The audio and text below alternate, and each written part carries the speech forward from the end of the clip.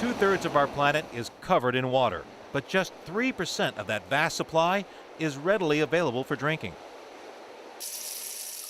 In the Monterey Bay Area, the water that comes from your faucet either came from local rivers like the Carmel to the south or reservoirs like Loch Lomond to the north.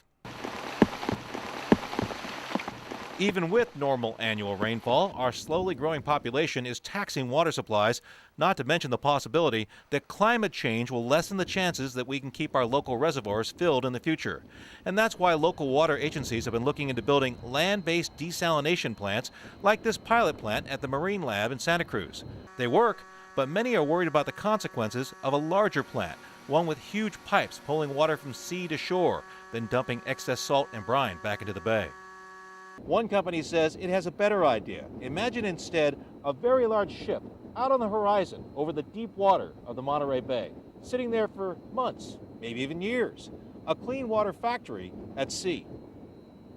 It depends on the size of the factory, because that is what it is. It's a floating factory that's producing water and electricity to make the water.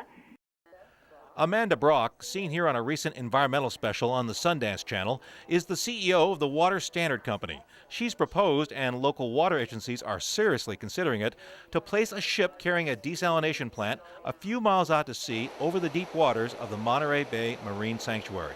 The ship would drop, essentially, giant straws into the water deep down below most of the fish and other sea life protected by the sanctuary.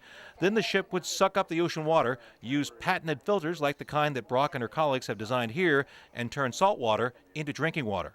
Because we are offshore, a couple of things differentiate us. One, the water quality of the water we take in is actually better than if we were doing it on land. And we aren't having a detrimental effect with a land footprint on very expensive and very important coastal land. We're out to sea. It's a concept that gets the environmentally friendly approval of Dr. George Samaro, director of the Hopkins Marine Station in Pacific Grove.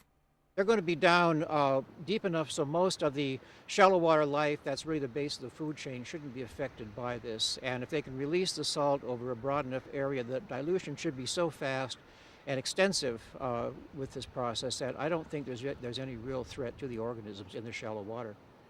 The treated drinking water could either be piped or shipped to shore. The company says the DESAL ship could meet the daily demands of 250,000 people.